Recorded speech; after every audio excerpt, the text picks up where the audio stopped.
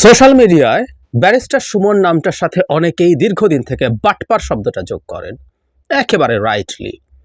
আমি তাকে আরও স্পেসিফিকলি যদি বলতে চাই, এই ভদ্রলোক আসলে একটা মুনাফেক।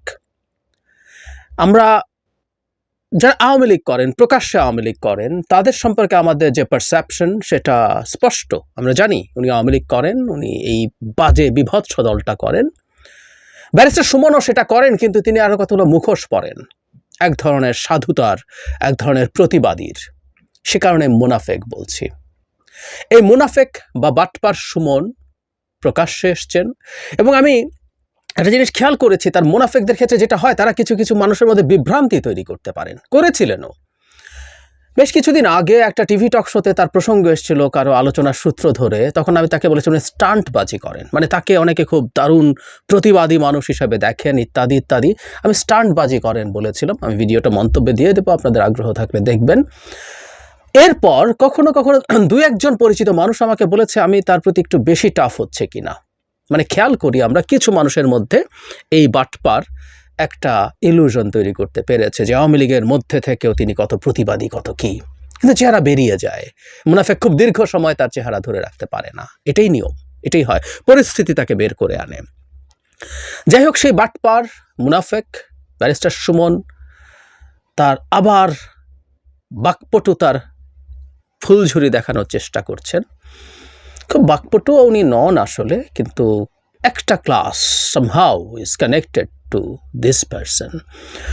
তো উনি এসে কোনো একটা গর্ত থেকে উনি জনগণের সামনে এসছেন, এবং সেই ভুল বোঝানো তত্ত্ব, মানে উনি কি বলেছেন, আমি শুরুর অংশ একটু পরে ভিডিওটা আমি মন্তব্যে দিয়ে দেব, দেখে নেবেন।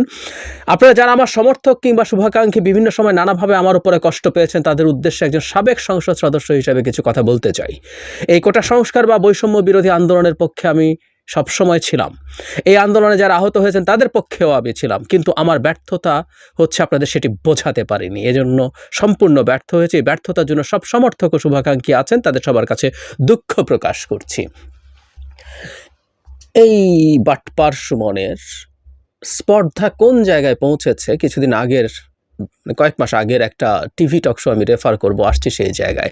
সো উনি বোঝাতে ব্যর্থ হয়েছেন, মানে উনি এই আন্দোলনের সাথে আছেন। এরপর উনি বলছেন যে এই মুহূর্তে যে কাঠামোগত সংস্কারের কথা বলা হচ্ছে সেটার পক্ষে উনি অনেক আছেন। দুর্নীতির বিরুদ্ধে কথা বলেছেন, ওই যে বেনজির, গোলাপ, তারপরে সালাউদ্দিন, সালাম মুর্শেদি কার বিরুদ্ধে কি করেছেন ইত্যাদি ফিরিস্তি। মজার ব্যাপার হচ্ছে এসব চুরি, ডাকাতি, বর্বরতা, অসভ্যতা বাংলাদেশে যার কারণে হয়েছে, শেখ হাসিনা আবার ওনার নেত্রী। উনি তাকে নেত্রী মানেন, তিনি তার মাননীয় শেখ হাসিনা, তার রক্তে আওয়ামী লীগ প্রবাহিত হয়, এসব কথাবার্তা আছে। কোথায় আছে আমি বলছি একটু পরে, সেটা কিছু না। সুতরাং উনি মাঝখান থেকে এসে অল্প কিছু কথা, দু একজন মানুষ যারা তার হিসাব নিকাশের বাইরে আছে, যে খরচ হয়ে যাচ্ছে। আমি আমার ওই ভিডিওতে বলেছিলাম উনি বেনজিরকে, যেহেতু সরকার এখন খাবে, তাই বেনজিরকে নিয়ে দুদকে যান, কিন্তু উনি তো ভূমিমন্ত্রী, মানে সাবেক ভূমিমন্ত্রী ছিলেন, যার সম্পদ নিয়ে বিরাট কথাবার্তা আছে, সাইফুজ্জামান চৌধুরী, তাকে নিয়ে তো দুদকে যান নাই। তার মানেটা হচ্ছে যেটা সরকার মেরে ফেলেছে, মারবে বলে সিদ্ধান্ত নিয়েছে, সেটা নিয়ে খুব লাফালাফি উনি করেন। সুতরাং ওনার এগুলো দেখেই তার ভণ্ডামি বুঝি এবং তার স্টান্টবাজি বোঝা যায়। এবং আবারও বলছি, কিছুটা ইলুশন তৈরি করতে পেরেছেন, কিন্তু সেটা ভেঙে পড়েছিল শেষ পর্যায়ে এসে 4 অগস্ট। সেই প্রসঙ্গেও আসছি। তার একটা স্পর্ধার কথা বলছিলাম। আমি একটা টক শোর লিঙ্ক মন্তব্যে দেই, আপনাদের অনেকের অবাক লাগবে যারা টক শোটা দেখেননি। Somehow it came in front of me, এবং আমি সেই টক শোতে অবাক হয়ে দেখলাম তিনি বিএনপির দায়িত্ব নিতে চাইছেন। মানে বিএনপি একটা অথর্ব দল, এবং সেই জায়গায় তিনি বলছেন, উনি প্রধানমন্ত্রীকে ওনার বলতে ইচ্ছে করে যে মাননীয় প্রধানমন্ত্রী, উনি বলছেন আমাকে বিএনপির দায়িত্বটা দেন, তাহলে একটা শক্তিশালী বিরোধী দল উনি তৈরি করে দেখাবেন। খেয়াল করি আমরা, বিএনপির দায়িত্ব নেবেন সেটা তার মাননীয় প্রধানমন্ত্রীর কাছে উনি চাইছেন, মানে প্রধানমন্ত্রী তাকে বিএনপির দায়িত্ব দেবেন, দিলে তিনি নিতে পারবেন। এবং সেখানে যে উপস্থাপিকা আছেন আমরা অনেকে চিনি, একেবারে আওয়ামী লীগের হয়ে তথাকথিত উপস্থাপনা উনি করতেন, এখনো করেন কিনা জানি না। তিনিও খুব সুন্দর করে ফোড়ন কাটছেন, কি মজা বিএনপিকে নিয়ে বিএনপিকে নিয়ে তাচ্ছিল্য করায়, বিএনপি শেষ, বিএনপি আওয়ামী লীগের লোকজন যা যা করে আর কি, সেগুলো নিয়ে তাচ্ছিল্য করছেন। দুজন মিলে কি মজার মজমা বসানো বলি না, মজমা বসিয়েছিলেন। এই লেভেলে গিয়েছিল এই বাটপারটার স্পর্ধা। কিছু মানুষ তার ভিডিও দেখেছে এবং আমাদের অনেকেই তো খুব গভীরভাবে তলিয়ে দেখি না। আমি বছর 4-5 আগেই ওর এই বাটপারি নিয়ে, ও যে বাটপারি করছে সেটা নিয়ে কলামও লিখেছিলাম অনেক আগে, যখন সে ময়লার ডাস্টবিনে দাঁড়িয়ে লাইভ করে, যেখানে ময়লার ডাস্টবিন, ওখানে ময়লার মধ্যে দাঁড়িয়ে লাইভ করতে হয় না, ওখানে একটা ফিলার রাস্তার মাঝখানে থেকে টেনে নিয়ে আসে। আমি তখন প্রথম তার কিছু ভিডিও দেখার চেষ্টা করেছি, since I was interested to right about him. Awami League তাকে আসলে নামিয়েছিল পরবর্তীতে, এবারও তো মনোনয়ন দেয়নি, কিন্তু স্বতন্ত্র হিসেবে দামি নির্বাচন এসে নির্বাচিত হয়েছে এবং সেটা নিয়ে খুবই হ্যাডাম দেখাচ্ছে এবং কিছু কিছু ক্ষেত্রে সরকারের কিছু মানুষের বিরুদ্ধে সমালোচনা করছে। সো তাকে আসলে এভাবেই সামনে আনার চেষ্টা করা হচ্ছিল, এক ধরনের বিরোধী ভাব, সংসদে 2-4টা বিরোধী কথাবার্তা। কিন্তু সব কিছু বেরিয়ে গেল 4 আগস্ট। উনি রাস্তায় নেমেছিলেন এবং বিভৎস ভাষায় হুমকি ধামকি দিয়েছিলেন। তারও আগে 16 জুলাই এই ভদ্রলোক স্পষ্টভাবে স্টুডেন্টদেরকে বলেছিল শেখ হাসিনা যা বলেছে তা মেনে নেওয়ার জন্য। উনি বলেছেন, তার কাছে যেহেতু জনগণ, সাংবাদিকরা জানতে চেয়েছিল, সেখানে তিনি ক্লিয়ারলি বলেছেন, একদম ক্লিয়ারলি উল্লেখ করেছেন যে 1 মাসের সময় চেয়েছে, 1 মাস সময় দেওয়া উচিত। এভাবে রাস্তায় আন্দোলন করে, মানে প্রধান বিচারপতি শেখ হাসিনা যা বলেছেন হুবহু একই কথা উনি বলেছেন। সুতরাং উনি স্টুডেন্টদের সাথে ছিলেন, আবার দাবি করছেন। ভয়ঙ্কর ব্যাপার হচ্ছে 4 তারিখ, আমি ভিডিওটা শেষে যোগ করে দিচ্ছি, আপনারা দেখবেন কি হুঙ্কার তিনি ছাত্রদের বিরুদ্ধে দিচ্ছেন, কি বিভৎসভাবে হুমকি দিচ্ছেন যে তাদের সরকারকে পদত্যাগের আহ্বান জানিয়ে তারা কি মারাত্মক ক্রাইম করেছে তারা এবার দেখিয়ে দেবে ছাত্রলীগ যুবলীগ মিলে। তিনি যে কত বড় আওয়ামী লীগ, তার রক্তে কি পরিমাণ মুজিব শেখ হাসিনার ঘুরে বেড়ায়, সেগুলো বলছেন, স্পষ্টভাবে হুমকি দিচ্ছেন। এই বিভৎসতার পরও এই বাটপার মনে করছে এসব কথা বলে জনগণকে খুব সুন্দরভাবে ভুল বুঝিয়ে আবার চলে আসা যাবে। একটা কথা বলি, মানে ওই ক্ষমতার সাথে থাকা লোকই তো আসলে এই দেশের মানুষ যে সব বোঝে, সব কিছু জানে, সব কিছু 2-1বার একটু হয়তো কনফিউজ থাকে, কিন্তু সিচুয়েশন বুঝিয়ে দেয়। আবার তার জন্য এসব করা মোটেও সহজ কোনো কাজ নয়, এটা বুঝতে হবে। এদেশের লোকজনকে ভুল বোঝানো খুব দীর্ঘ সময় যায় না। শেখ হাসিনা তো পারেই নাই। এই বাটপারটা কিছুদিন কাউকে আমি ব্যক্তিগতভাবে দেখেছি পেরেছিল, কারণ আমরা তো সামষ্টিকভাবে দেখি না, গভীরভাবে তলিয়ে দেখি না, অনেক কিছু মিলিয়ে দেখি না, ফলে আমরা এই ভুলগুলো করি, এই ভুলগুলো আমাদের হয়। তার ক্ষেত্রেও হয়েছে। 4 তারিখে সব কিছু একেবারে দিনের মতো পরিষ্কার হয়ে গেছে। তারপরও স্পর্ধা দেখি তারা এসে আমাদেরকে বোঝাতে তিনি ভুল করেছেন এবং এই দুর্নীতি বিরোধী অভিযানের পাশে তিনি থাকতে চান। তার মানে উনি আবার যে কোনো দিন গর্ত থেকে বেরিয়ে মাঠে আসার পায়তারা করছেন এবং এগুলো সবগুলো আসলে আওয়ামী লীগকে পুনর্বাসন করার জন্য মাঠে নামার চেষ্টা করবেন। আমরা যাতে তাদের কথা নিয়ে খুব সিরিয়াসলি সতর্ক থাকি। বাংলাদেশে যাবতীয় যত দুর্নীতি হয়েছে, এই দেশে যত রকম সংকট হয়েছে, এই দেশের প্রশাসনিক ব্যবস্থা, এই দেশের বিচার বিভাগ, এই দেশের রাষ্ট্রীয় কাঠামো যা ভেঙে গেছে, যা ধ্বংস হয়েছে, তার জন্য একমাত্র দায় শেখ হাসিনার। উনি চেয়েছেন বলেই এগুলো ধ্বংস হয়েছে। তারপর তার পাশে এগুলো ধ্বংস করতে চাওয়ার মতো আরও সাঙ্গপাঙ্গ জড়িত হয়েছে।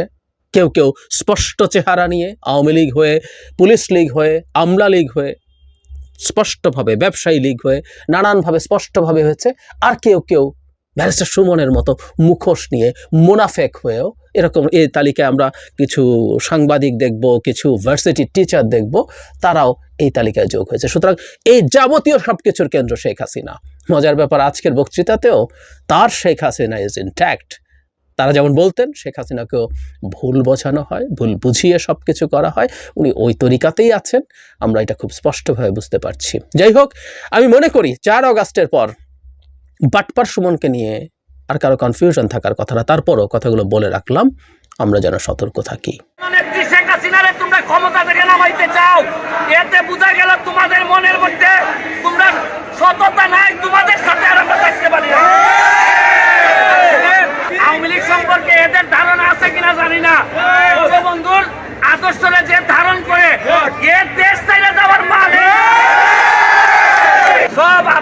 বন্ধ রেখে আমরা বঙ্গবন্ধু কন্যারে এই ক্রাইসিস মোমেন্টে বাঁচানোর জন্য যে যার জায়গা থেকে আমরা দাঁড়াই। ছাত্ররা যারা আমাদেরই অনেকের সন্তান, যারা এই আমাদের সরকারের বিরুদ্ধে আন্দোলন করতেছে, এরা নিজেরাই জানে না যে এই সরকারের পতন ঘটায় এরা যে তাই ক্ষমতা নিতে চায়, এরা নিজেরাই জানে না। ওদেরকে বুঝাইতে হবে। এবং আপনারা সোশ্যাল মিডিয়াতে আপনারা দেখবেন প্রতিদিন সকালবেলা উঠে হঠাৎ করে বলে ওবায়দুল কাদের দেশ ছেড়ে বাঁচছে, হঠাৎ করে বলে ব্যারিস্টার সুমন চলে গেছে, হঠাৎ করে বলে ব্যারিস্টার তাপস চলে গেছে। এইটা এদের প্রপাগান্ডা। শামীম ওসমান নাই, কালকে সারাদিন শামীম ওসমান পার্টি অফিসে। এরা চাইতেছে এইরকম গুজব করাইয়া এরা সরকার পতন ঘটাইতে চায়। আমার একটা বিশ্বাস, 2001 সাল থেকে আমি দেখছি আওয়ামী লীগ যত চাপের মধ্যে পড়ে তত শক্তিশালী হয়ে। আওয়ামী লীগ সম্পর্কে এদের ধারণা আছে কিনা জানি না। বঙ্গবন্ধুর আদর্শরে যে ধারণ করে এ দেশ চাইলে যাওয়ার মানে এই দেশেই তো মৃত্যু হইব। মৃত্যু তো আগে পরে একদিন হইবই। আদর্শের কারণে মৃত্যু হইলে এই মৃত্যু সম্মানে দেব। আমি আপনাদেরকে বলবো ধৈর্য ধরে থাকবেন। তবে দেয়ালে যদি পিঠ থেকে যায় আর আওয়ামী লীগ যদি দাঁড়াই যায়, আমি বলতে চাই আমি যখন স্বতন্ত্র এমপি হয়েছি, আমি আওয়ামী লীগের সাথে নৌকার সাথে প্রতিদ্বন্দ্বিতা করে এমপি হয়েছি। আমারে এরা ভাবছে যে আমারে বলে এক সময় বলে যে আপনি প্রধানমন্ত্রী হয়ে যাবেন, প্রেসিডেন্ট হয়ে যাবেন, এসব বলে আমার লোভ দেখায়। কিন্তু এরা জানে না যে আমি স্বতন্ত্র এমপি হইলে আমার রক্তের মধ্যে বঙ্গবন্ধুর আদর্শ। প্রধানমন্ত্রী তার অমুকের লোভ বঙ্গবন্ধুর কেউ দেখাইতে পারে না। আমি তার আদর্শের সৈনিক। আমারে বলছে যে স্বতন্ত্র এমপি হিসাবে আপনার বক্তব্য কি? আমি বলছি তোমাদের দাবি যখন কোটা সংস্কার ছিল তখন 80% আওয়ামী লীগের তোমাদের পক্ষে ছিল। যে কোনো মৃত্যুর প্রতিবাদ আমরা করি, কিন্তু তোমরা যদি আমার নেত্রীকে মেলাইন করতে চাও, জননেত্রী শেখ হাসিনারে তোমরা ক্ষমতা থেকে নামাইতে চাও, এতে বোঝা গেল তোমাদের মনের মধ্যে তোমরা সততা নাই। তোমাদের সাথে আর আমরা থাকতে পারি না। যারা আজকে আন্দোলন করে এরা তো আগুন দেয়, এরা মানুষ মারতে শিখছে। আর আওয়ামী লীগ এরা চিনে না। আওয়ামী লীগ মারতে না মরতেও শিখছে। তোমরা তো মারতে শিখছো, আর আওয়ামী লীগ মারতে এবং মরতে দুইটাই শিখছে। আমার বিশ্বাস এখানে যারা আছেন মুরব্বীরা আমার চেয়ে অনেক বেশি প্রজ্ঞা অভিজ্ঞতা রাখেন। তাদের নেতৃত্বে আমাদের যত গ্রুপিং আছে সব আপাতত বন্ধ রেখে আমরা বঙ্গবন্ধু কন্যারে এই ক্রাইসিস মোমেন্টে বাঁচানোর জন্য যে যার জায়গা থেকে আমরা দাঁড়াই।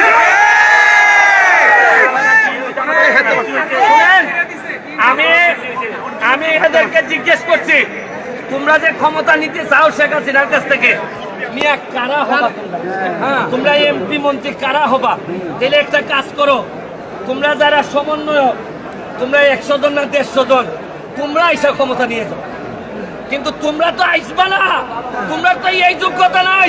তোমরা বড় সুন্দর করে জামাতের হাতে দিয়ে দিবা। তোমরা ক্ষমতা দিবা না, তোমরা মুক্তিযুদ্ধের আদর্শটারে নিয়ে জমা দিয়ে আসবা। এদেরকে ব্রেইন ওয়াশ করছে, আমাদের লোকজনকে ব্রেইন ওয়াশ থেকে বাঁচাইতে হয়। এরা আমাদেরই সন্তান, এদের বিরুদ্ধে আমরা দাঁড়াইতে চাই না। আমরা বারবার গার্জিয়ানদেরকে বলতে চাই, অযথা এদেরকে রক্তের খেলায় নামায়েন না। এরা এই জীবনের শুরুতেই ধ্বংস করা শিখে যাচ্ছে। এদেরকে দিয়ে প্রকৃত নাগরিক বানাইতে পারবেন না। আমি যত গার্ডিয়ান আছে তাদেরকে বলবো, এখনই এদেরকে আইন ভাঙার পথে নিয়ে যাবেন না। এরা আমাদের সন্তান, এরাই হবে ভবিষ্যৎ বাংলাদেশের সন্তান।